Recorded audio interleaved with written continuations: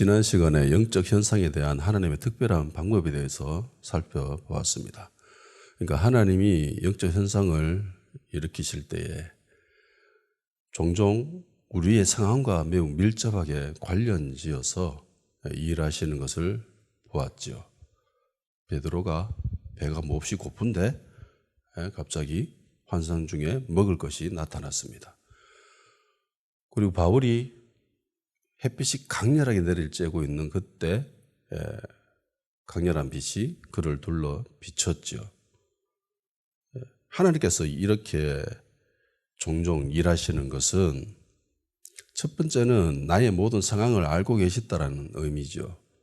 그러니까 네 모든 상황을 알고 있다. 네가 지금 어떤 상황에 처해 있는지 내가 지금 너무나 잘 알고 있다라고 말씀해 주시는 겁니다. 뭐 다 아시니까 너무 힘들 필요도 없고 하나님을 신뢰할 수 있겠죠. 내가 다 보고 있으니까 너무 힘들어하지 마. 내가 내 때가 이르면 내가 개입할 거야. 그리고 너희가 처해 있는 모든 상황들을 역전시켜 버릴 것이다 라고 그렇게 말씀하고 계시는 거죠. 그러니까 기대하셔야 되고 믿음을 잃지 말아야 됩니다. 또 두 번째 이유가 있습니다. 그거는 나의 믿음을 테스트하기 위함입니다. 이런 상황은 지난 시간에도 이야기했지만 내가 마음만 먹으면 얼마든지 그 의미를 축소 또는 왜곡시켜 버릴 수 있습니다. 아, 내가 배가 고파가지고 헛것을 본 거야 라고 나중에 그렇게 마음 먹을 수도 있잖아요. 내 형편이 그러니까 내가 간절히 원했으니까 그렇게 된 거라고, 뭐 세상 말에도 간절히 원하면 이루어진다라는 말이 있는데 그것처럼 그렇게 된 거야. 세상의 원리 중 하나야. 특별히 하나님께서 역사하신 건 아니야 라고 그 의미를 축소시켜 버릴 수도 있습니다. 그러니까 이런 상황과 이런 영적 현상은 100% 하나님께로 온 건 아니다. 순전히 하나님으로부터 온 건 아니고 뭐 내 것도 많이 섞여 있어 라고 그렇게 생각할 수도 있다는 겁니다. 이런 생각들이 믿음의 기반 위에 있다면은 잘못된 방향으로 흐르게 되면 교만이 나타납니다. 그리고 믿음의 기반이 약할 때는 뭐 우연히 일어난 거 혹은 내가 간절히 원해서 일어난 일, 뭐 세상의 원리 중 하나, 그렇게 의미를 축소시켜 버릴 수 있죠. 나의 믿음과 신앙이 괜찮은 상황 속에서 이런 영적인 현상들을 경험하게 되면은 그는 쉽사리 교만에 빠지게 될 수도 있습니다. 내 정도 되니까, 내니까 이런 환상을 경험하고 뭐 입숨도 할 수 있고 천국도 보고 이러는 거지. 웬만한 사람들은 이거 잘 겪어보지 못하는 거야. 나는 특별하니까. 주변의 사람들한테 물어보겠지요. 혹시 천국 봤나? 천국 본 사람이 아무도 없대. 근데 자기 혼자만 본 거야. 얼마나 특별하겠습니까? 와, 난 하나님으로부터 특별하게 은혜를 받은갑다. 하나님으로부터 특별히 사랑을 받고 있는 사람인갑다. 뭐 그거까지 그렇게 나가면 괜찮은데 이게 발전하죠. 다른 사람들과 비교하면서 다른 사람들과 자신이 같지 않음을 발견하게 됩니다.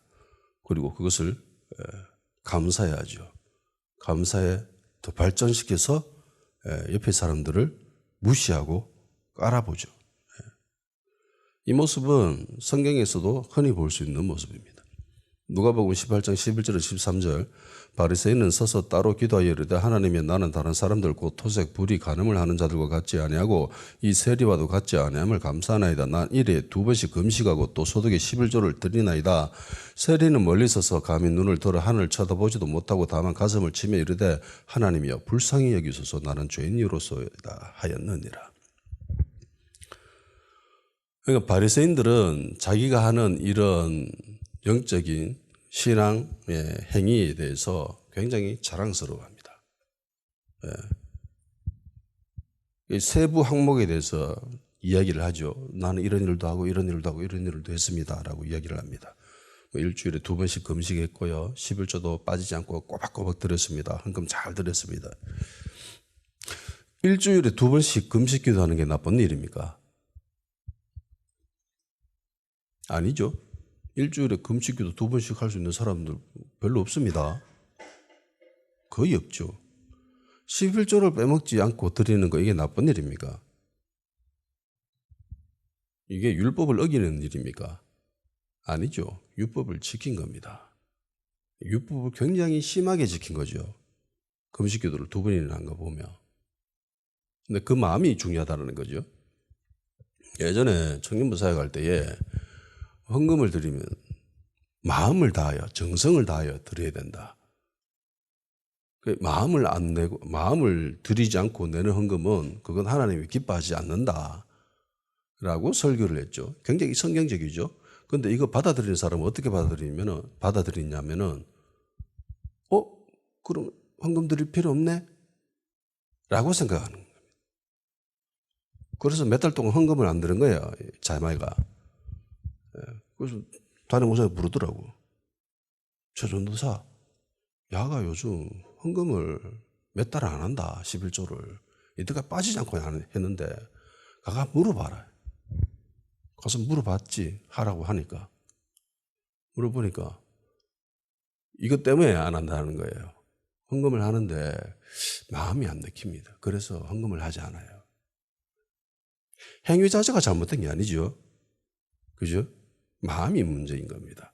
그러니까 지금 바리새인이 하고 있는 이 행위 자체는 나쁜 게 아니에요. 그 사람이 본 영적인 환상, 영적인 현상 이런 게 나쁜 게 아니라는 겁니다. 예언하고 방언하고 뭐 환상 보고 뭐 입신하고 뭐 천국 가고 뭐 이게 나쁘다는 소리가 아니에요. 그 마음이 문제라는 겁니다. 만일에 그게 나쁘다 그러면은 11조도 하면 안 되지요. 그리고 주의를 지킬 필요도 없지요. 이 자매처럼. 그게 아니라는 겁니다. 바리새인들이 이야기한 이 세부적인 항목, 이건 칭찬받아 마땅한 일입니다. 그렇잖아요. 근데 문제는 뭐냐면은 칭찬받기 위해 이 일을 한 거고요. 그리고 이 칭찬을 자기가 한다는 겁니다. 실제로 당시 바리새인이 보여준 신앙의 모습은 굉장히 속된 말로 하면 지독한 거예요. 예, 진짜 독하게 해야 이 정도 수준으로 살아갈 수가 있었습니다. 해서 사람들은 당시 유대 사회로부터 존경받는 사람들은 바리새인들이었습니다.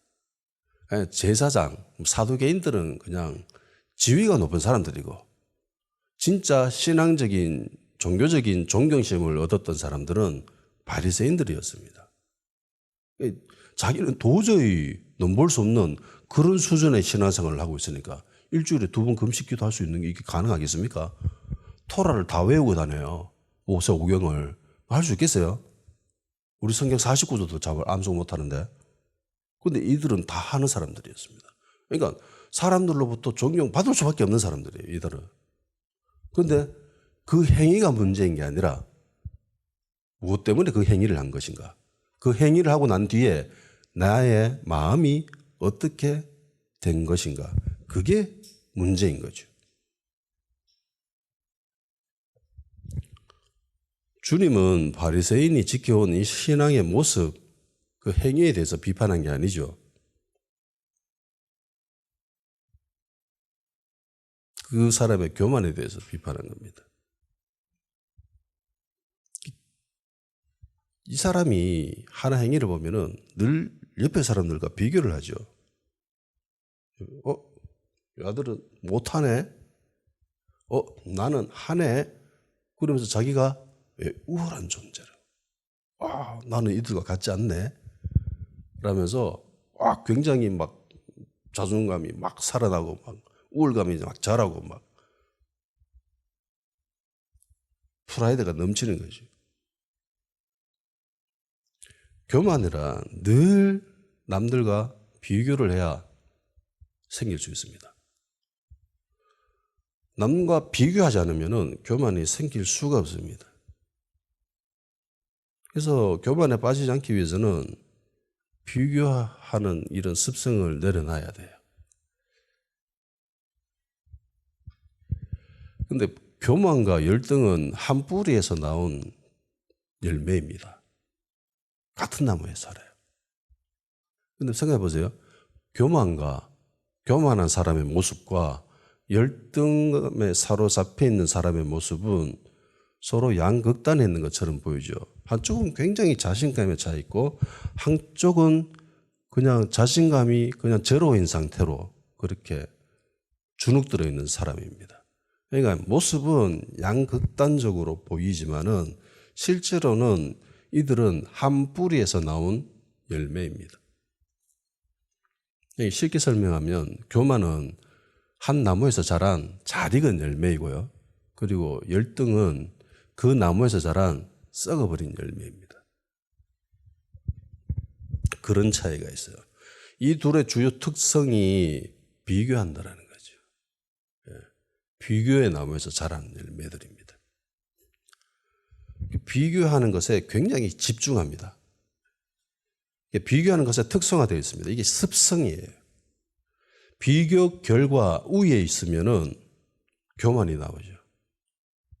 그리고 비교 결과 점수가 낮으면 열등감에 사로잡히는 겁니다. 이게 모양새는 다르지만 뿌리가 같아요. 세리가 보여준 모습은 열등이 아닙니까? 라고 어떤 사람이 질문할 수도 있겠지요. 바리새인과 세리 보면은 세리는 뭐 눈물을 흘리면서 나는 죄인입니다라고 하잖아요. 그런데 얼핏 보면은 세리의 모습이 열등감에 사로잡혀 있는 사람처럼 보이지만은 실제로 세리는 열등감에 사로잡혀 있는 사람이 아닙니다. 제가 이야기했죠. 같은 나무에서 자랐다고. 만일에 세리가 열등감에 사로잡혀 있으려면은 다른 사람들과 비교해야 됩니다. 그런데 세리가 뭐라고 하죠? 나는 죄인이로소이다라고 하죠. 다른 사람들과 비교해서 죄인이라고 이야기합니까? 죄인은 어떻게 해야 나올 수 있어요? 하나님 앞에서.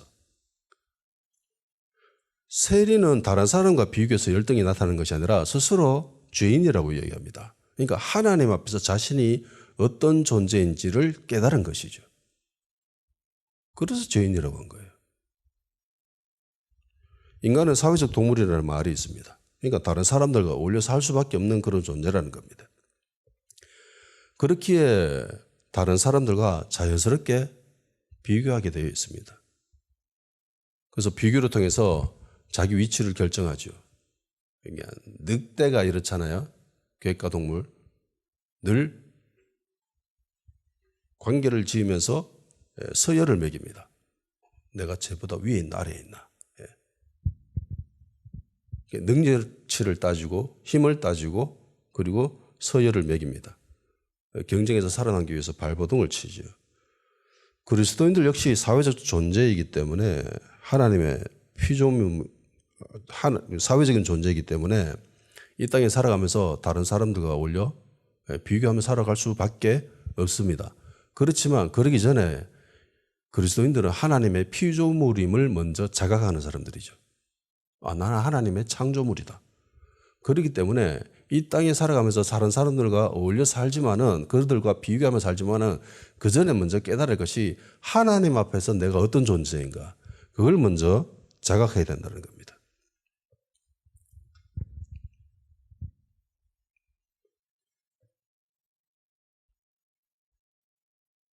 세리는 하나님 앞에서 자신이 어떤 존재인지를 깨달았죠. 죄인이었습니다. 다른 사람들과 비교해서 얻은 깨달음이 아니에요.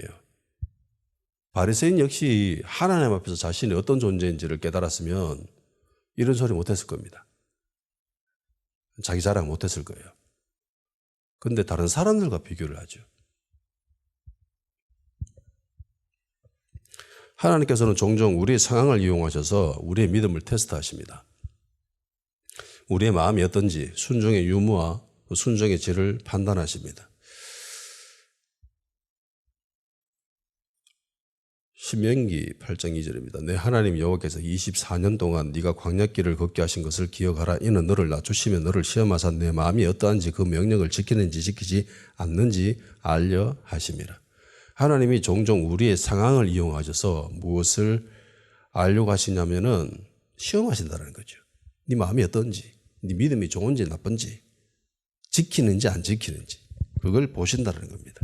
신명기 8장 16절 내 조상들도 알지 못하던 만나를 광야에서 내게 먹이셨으니 이는 다 너를 낮추시며 너를 시험하사 마침내 내게 복을 주려 하심이었느니라. 그러니까 하나님은 우리의 상황을 이용하셔서 하나님의 주권을 인정하는지 안 하는지, 네가 그 믿음을 지키고 있는지 안 지키고 있는지, 네 신앙을 계속 유지할 수 있는지 없는지 그걸 판단하신다는 겁니다. 그 시험을 하신다는 거예요.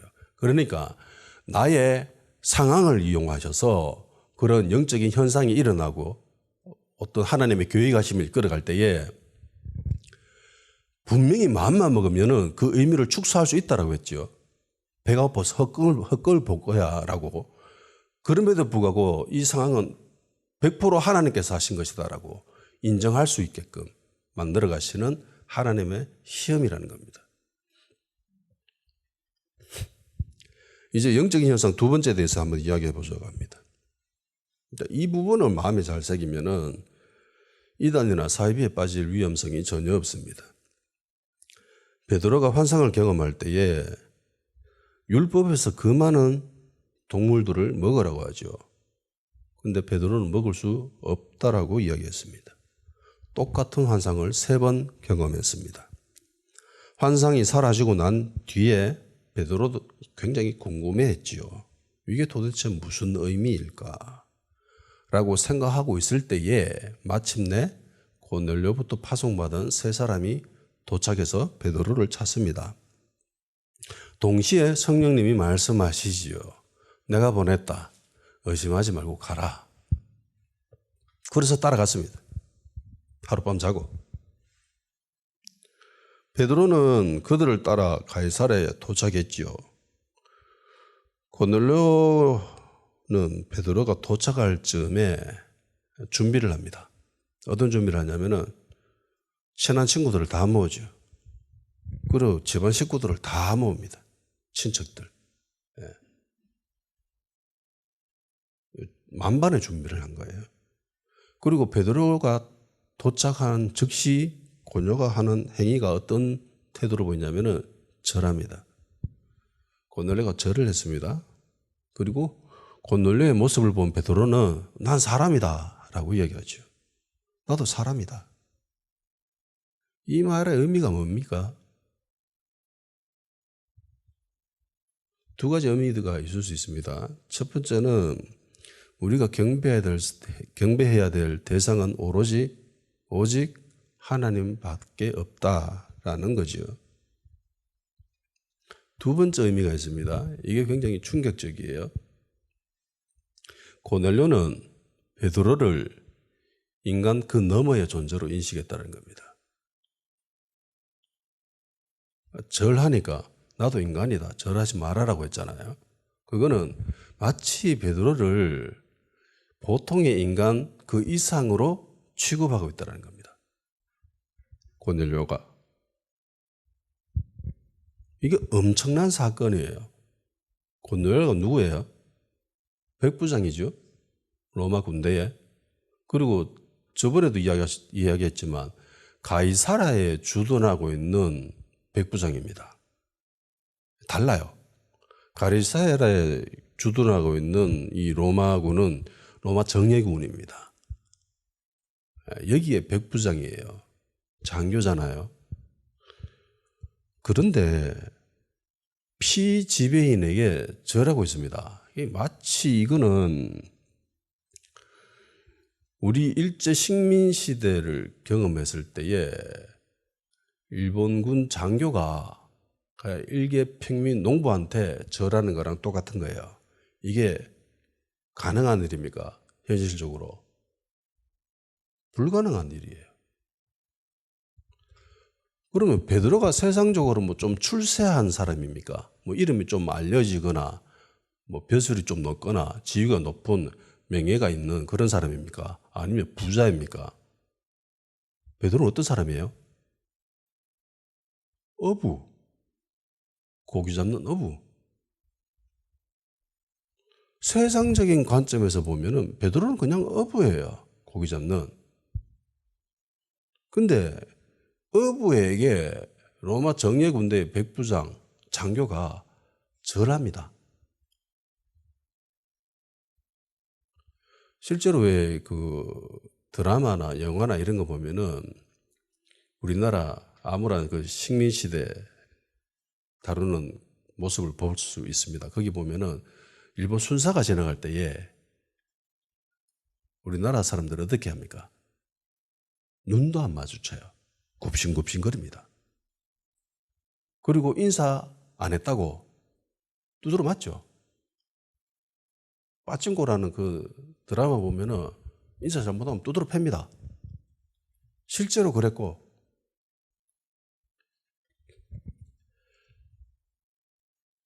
흔하게 볼 수 있는 장면이 지배층이 피지배계층을 두드러 패는 거예요. 그건 당연한 거죠. 예. 나라가 망했으니까. 그런데 지금 반대로 하고 있어요. 지금 고넬료는 베드로한테 절하고 있습니다. 그래서 이걸 단순히 신학적인 지식으로 뭐 인간한테 어떻게 절하냐, 하나님만 경배의 대상이지 어떻게 신앙인이 사람한테 절해서 되냐라고 말할 수가 없다라는 거예요. 고넬료가 보여주는 이런 신앙의 모습은 굉장합니다. 여러분 할 수 있겠어요? 만일에 내가 고넬료 입장이라면.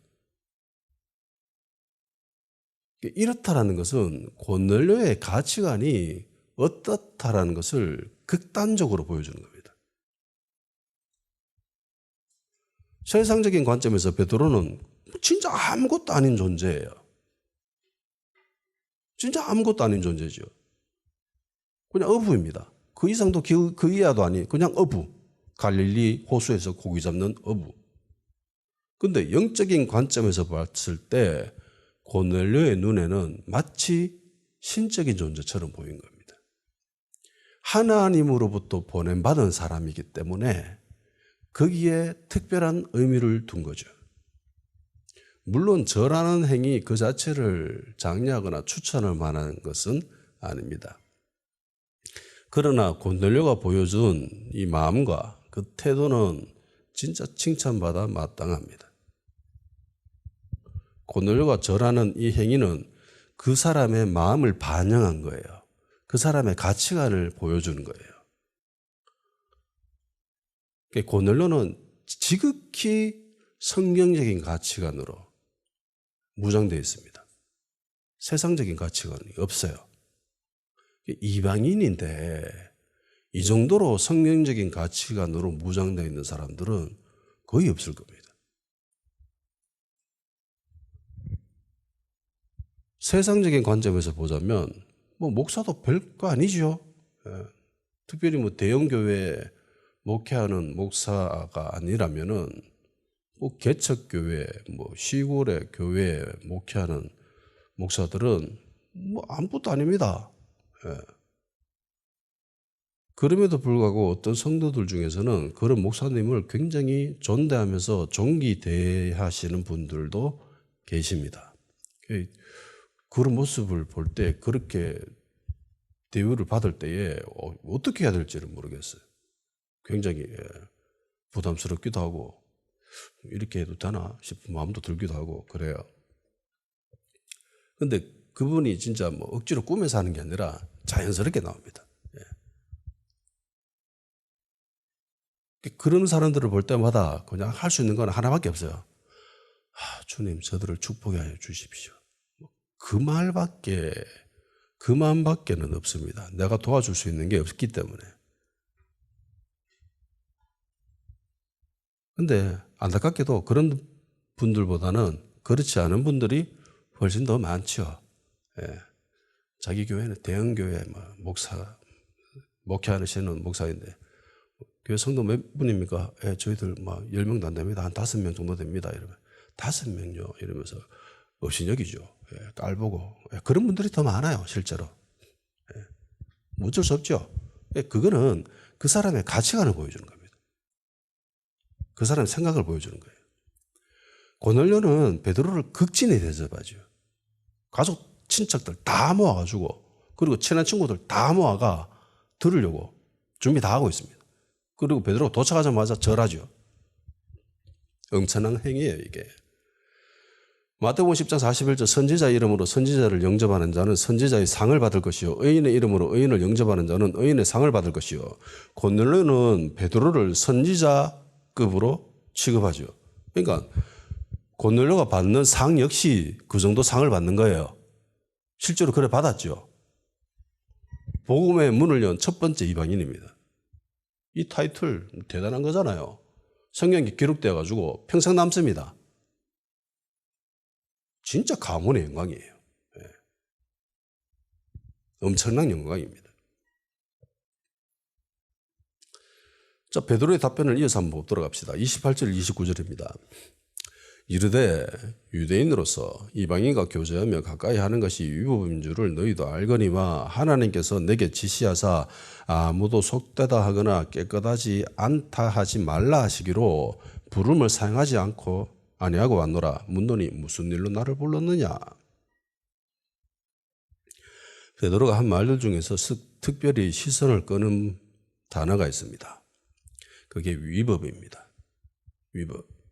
내가 지금 여기 있는 게 지금 위법이다. 위법이 뭐죠?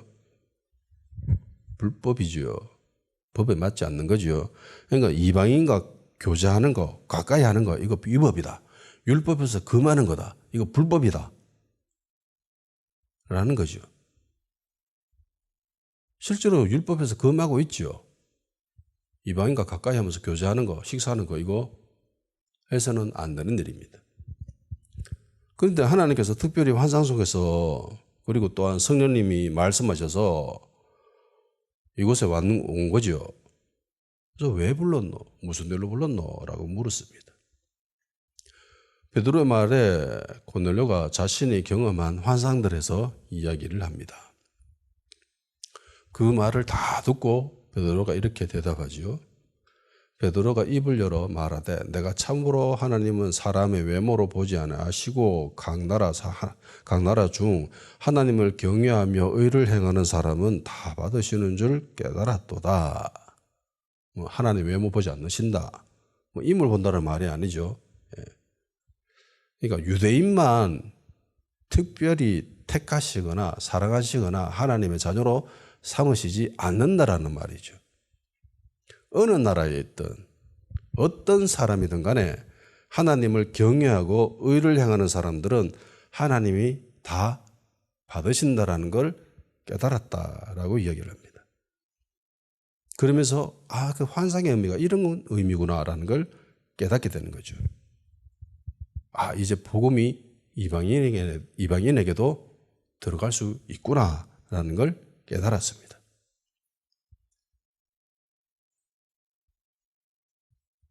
요때 깨달은 거지만 이미 말씀하셨죠. 예수님이. 그러니까 습성에 의해서 깨닫지 못하고 있었던 겁니다. 진리는 유대인에게만 허용되는 거죠. 이들에게는. 유대인들의 습성은 하나님의 진리는 유대인들에게만 허용되는 거야. 이방인하고는 상관없는 거야. 그러니까 이방인하고는 같이 어울릴 수 없는 거예요. 천국에 가는 사람, 하나님 나라 잔치에 참여할 수 있는 사람은 유대인밖에 없습니다. 그러니까 이방인은 참여하지 못합니다. 그래서 식사를 못하는 거예요. 식사를 못하는 거는 이 땅에서 식사는 하늘나라의 그 천국 잔치를 모형한 겁니다. 그렇기 때문에 내가 당신과 식사를 하는 거는 내가 천국에서 당신과 같이 천국 잔치에 참여하는 겁니다. 라는 의미를 내포하고 있어요. 그러니까 이방인과 식사를 못 하는 거예요. 그런데 이미 예수님이 말씀하셨거든요. 사도행전 1장 8절에 오직 성령이 너희에게 마시면 너희가 권능을 받고 예루살렘과 온 유다와 사마리아 땅끝까지 이르러 내 증인이 되리라. 그러니까 성령이 임하면은 너희들이 가야 될 곳에 대해서 이야기합니다. 제자들이 가야 될 곳, 예루살렘, 온 유대, 사마리아와 그리고 땅끝. 근데 이거를 유대인에게만 한정하고 있었던 거예요. 사마리아에 있는 유대인, 땅끝에 있는 유대인, 이 습성이 이렇기 때문에. 문화가 이렇기 때문에. 거기서 벗어나지를 못하는 겁니다. 이런 것, 예수님이 3일 만에 부활하신다는 이 말씀에도 포함되어 있습니다. 분명히 예수님이 말씀하셨잖아요. 그런데 못 깨닫지요. 예. 나중에 부활하신 예수님을 경험하고 난 뒤에 이게 그런 말이구나라는 거 뒤늦게 깨닫습니다. 이미 말씀을 하셨지만은 이걸 깨닫지 못하고 있는 이 순간에는 베드로가 뭐라고 하냐면은 위법이다라고 합니다. 이거 율법에서 금하는 거야. 불법이야. 성경에서 하지 말라고 한 거야. 그럼에도 불구하고 하나님께서 환상 가운데 성령의 음성으로 말씀하셨으니까 내가 지금 이곳에 왔다라고 베드로가 말하죠. 자, 요 순간에 대해서 한번 해봅시다. 베드로는 환상과 지금 자신이 지금 처해 있는 상황에 대해서 위법이다라고 합니다. 불법이다라고 합니다. 율법에서 금하고 있는 것이다라고 이야기를 해요. 그러니까 기록되어져 있는 성경이 이야기하고 있는 것과 자기가 경험한 환상과 자기가 직접 경험한 지금 일들이 부딪히고 있죠. 부딪히고 있습니다. 안 맞아요. 서로 상충되고 있습니다. 이단으로 빠진 수많은 사람들이 공통적으로 경험하는 것이 이런 부분입니다. 자기가 경험한 영적인 현상들, 자기가 실제로 체험한 삶 속에서 경험한 일들과 그리고 성경 말씀이 서로 부딪힐 때에 그것을 어떻게 해석하고 받아들이냐에 따라서 결정 나버립니다.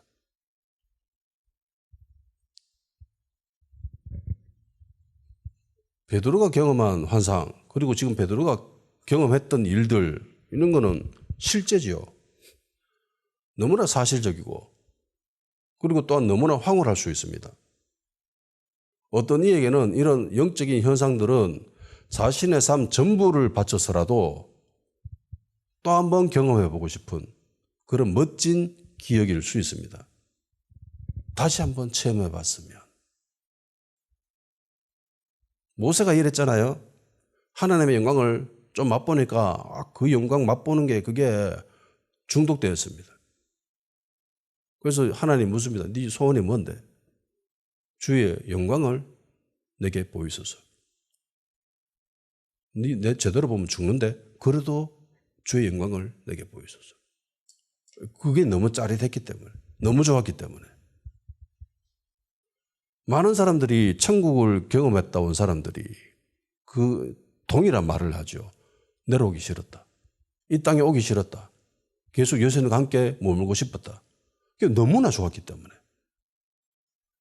야, 네가 사랑하는 가족들이 있잖아. 네가 낳은 애들이 있잖아. 기억이 안 난대. 기억은 나는데 관심이 별로 없대. 오로지 예수님과 함께 머물고 싶다. 거기에 완전 그냥 사로잡혀버린, 매몰돼버리는, 다른 생각은 없어지는 거예요. 영적인 현상들을 경험하면 이와 비슷한 일들을, 느낌들을 체험한다는 겁니다. 그러니까 얼마나 좋았겠어요. 그런데 문제는 그런 영적인 현상과 말씀이 부딪힐 때예요. 분명히 내가 알고 있는 신학적인 지식, 성경적인 내용은 이게 아닌데. 근데 자기가 본 환상은 성경 말씀과 전혀 안 맞는 그런 것들이 보여요. 그리고 체험해요. 그걸 어떻게 할 것인가?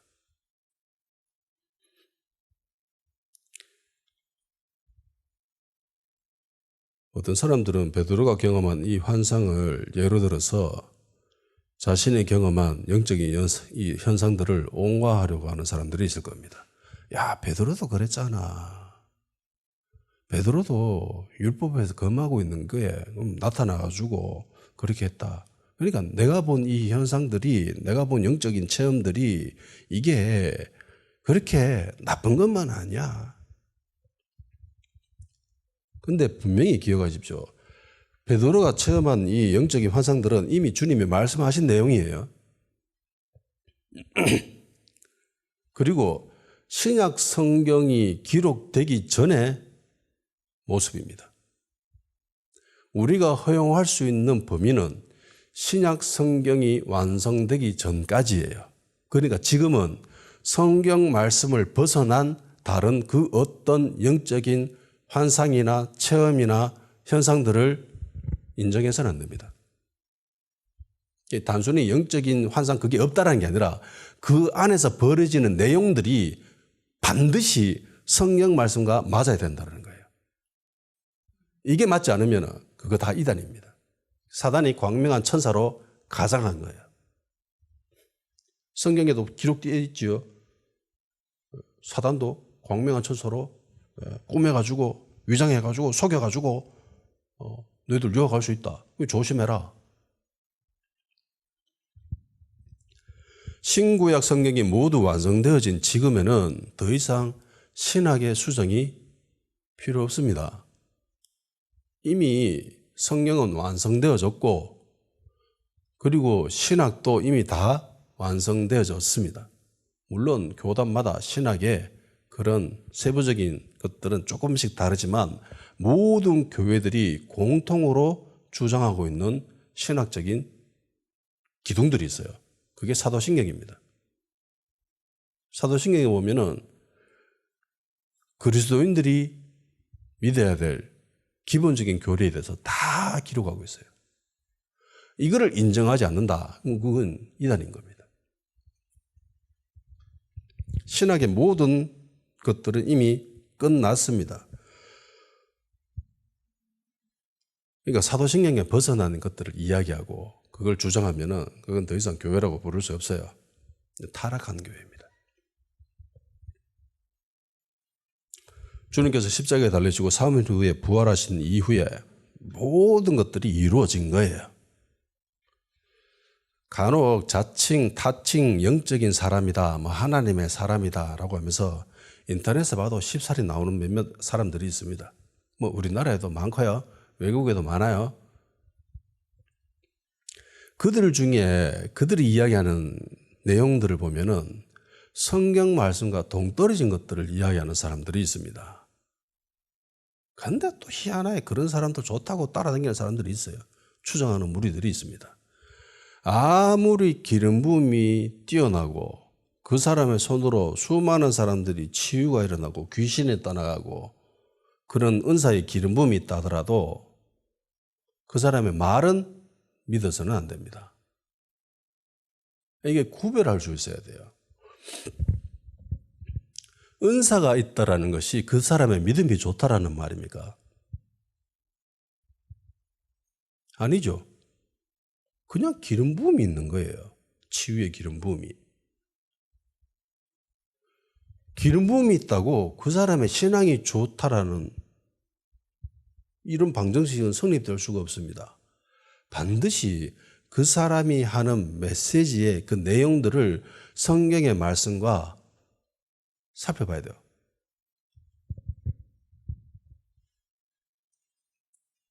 은사가 뛰어나다고 그 사람의 믿음이 좋은 게 아니거든요. 분별해야 됩니다. 그 사람의 말은 성경 말씀과. 그래야 넘어지지 않습니다. 기름 부음과 믿음과 신앙은 구별할 줄 알아야 돼요. 그런데 많은 사람들이 이 두 가지를 혼동을 하는 겁니다. 이거를 구별하지 못하는 거예요. 아, 저 사람은 기름 부음이 뛰어나니까 신앙도 좋을 거야. 아, 저 사람은 은사가 뛰어나니까 많은 사람들을 병자를 고쳤으니까 저 사람의 믿음은 좋을 거야. 신앙은 좋을 거야. 저 사람이 하는 말은 맞는 걸 거야. 라는 방정식이 성립돼가지고 그냥 따라가는 거예요. 이게 어리석은 거예요. 이런 이해를 마귀도 할 수 있습니다. 마귀는 성경 말씀을 전혀 입에 담지 않을까요? 뭐 영화 보면은 뭐 마귀는 뭐 귀신이 사탄이 뭐 십자가 보면 막 벌벌 떨고 막 두려워하고 뭐 불타고 막 이러잖아요. 실제로 그럴까요? 교회 안에 마귀가 없을까요? 귀신이 없을까요? 심지어 얘네들은 사탄은 하나님 말씀을 인용하기까지 합니다. 입에 담아요. 예수님의 40일 금식당하셨을 때에 마귀가 나타나가지고 뭐라고 합니까? 성경 말씀을 인용 안 하잖아요. 기록되었으되 떨어져 봐라. 하나님 너를 살리신다 안 하나? 받쳐주신다 안 하나? 뛰어내려봐라. 그러니까 마귀도 하나님 말씀을 인용할 수 있어요. 그러니까 조심해야 돼.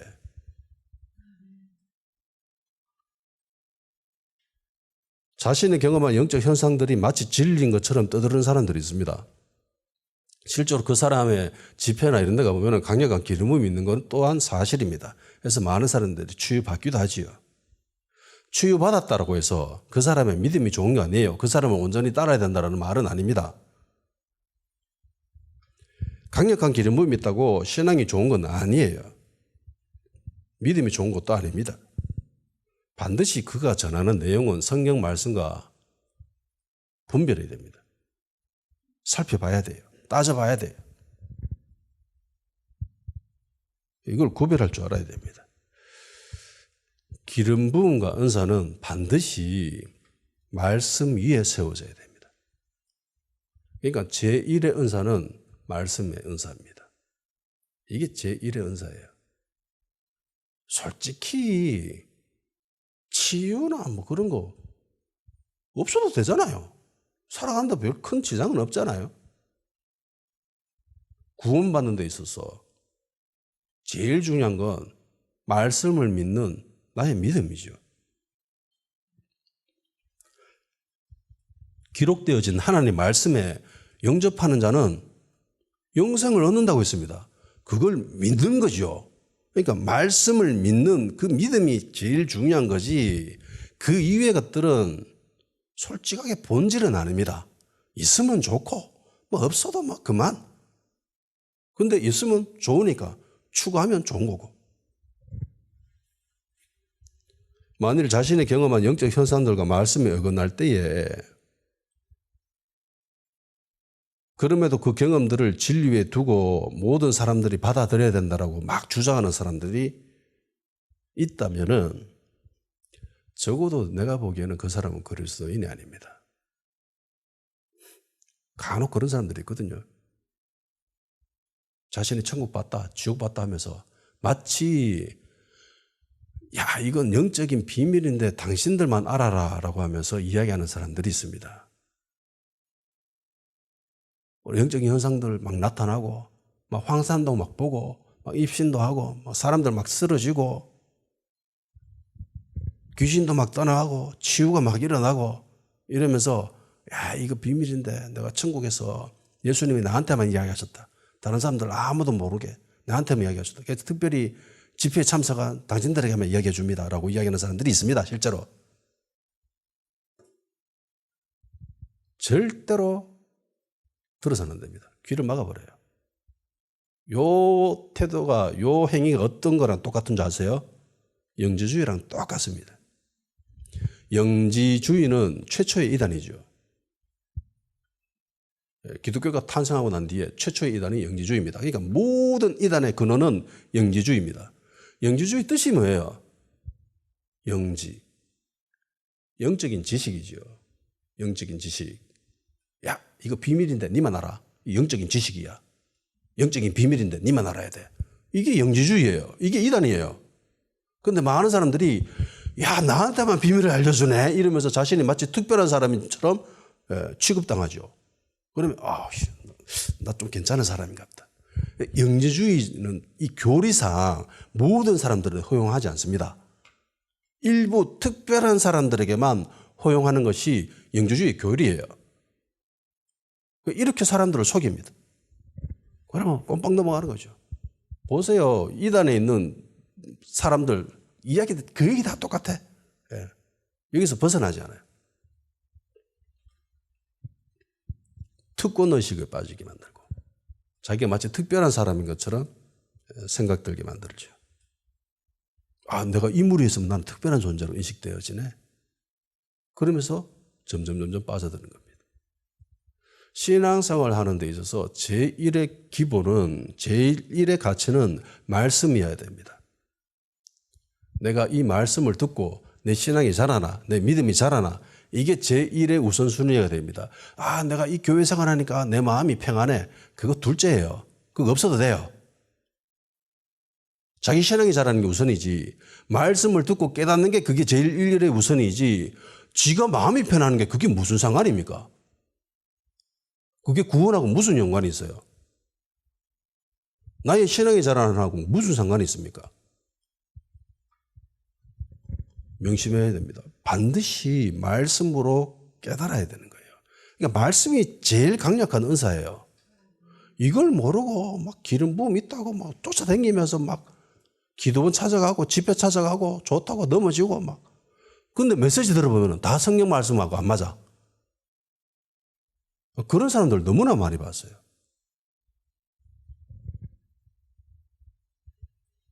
위험합니다. 굉장히 위험해요.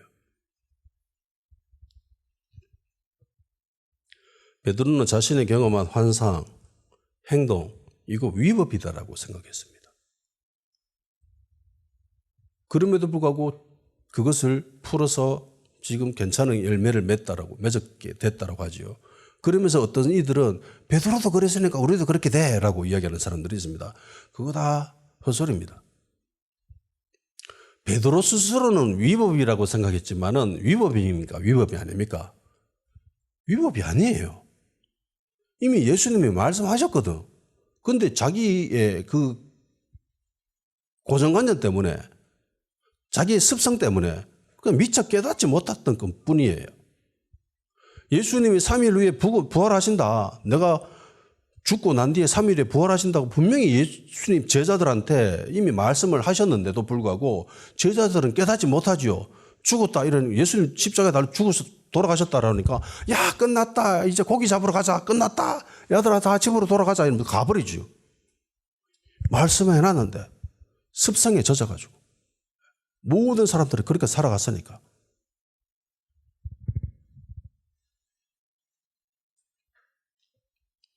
이미 이 모든 것은 하나님의 계획하심이었고 주님의 이방인으로 복음을 전하려고 하신 아주 원대한 계획이었죠. 위법이 아니었습니다. 말씀을 하셨어요. 분명히. 말씀 그 자체이신 예수님이 말씀을 하셨던 거죠. 베드로가 지가 어리석어서 깨닫지 못한 것뿐이죠. 신구약 성경이 모두 완성되어진 지금 더 이상 새로운 신학은 필요 없습니다. 새로운 교리는 필요 없습니다. 끝났어요. 그래서 새로운 신학을 이야기하고 새로운 교리를 이야기하는 사람이 있다면 그 사람이 그 어떤 강력한 기름 부음이 있고 은사가 있고 기적과 치유가 일어난다 할지라도 따라가서는 안 되고 믿어서도 안 됩니다. 성경에 분명히 적그리스도에 대해서 이야기하고 있죠. 적그리스도가 어떤 일을 한답니까? 그런 일을 한다는 거죠. 엄청난 은사와 기름 부음으로 수많은 사람들을 속이고 추종시키는 따라오게 만드는 그런 능력이 있다고 합니다. 적그리스도가 하나님 말씀을 인용하지 않는다는 게 아니에요. 반드시 하나님 말씀을 인용할 겁니다. 근데 그 메시지 내용들을 자세히 뜯어보면은 말씀과 안 맞아. 그게 이단들이 하는 짓이에요. 그러니까 어떤 영적인 현상이나 체험이 있다 할지라도 말씀보다 우선순위가 되어서는 안 됩니다. 아멘? 근데 이거를 구별 못 해가지고 사람들이 이단에 빠지는 거예요. 우리 목사님은 기름 부음이 없다. 우리 목사님은 은사가 없다. 이러면서 은사 있다라는 기름 부음이 있다라는 신천지를 가고 있고 그게 현실이에요. 신천지 가보세요. 거기에. 교회 다니는 사람들이 태반입니다. 과반수가 교회 다니는 사람들이었어요. 옛날에. 이거 허용하는 순간 마의 유혹에 넘어갑니다. 다 같이 기도하는 시간 가지도록 합시다. 남들과 비교하는 신앙에서 탈피하게 하시옵소서. 주님 앞에서 내가 어떤 존재를 깨닫게 하시고 거기서 기쁨을 얻을 수 있게 하여 주시옵소서. 나의 지식이나 경험, 영적인 현상보다 말씀을 제1의 우선순위에 둘 줄 아는 반석 위에 세워진 든든한 신앙인이 될 수 있도록 성령님 우리를 도와주시옵시고 이 땅의 교회를 축복하여 주시옵소서.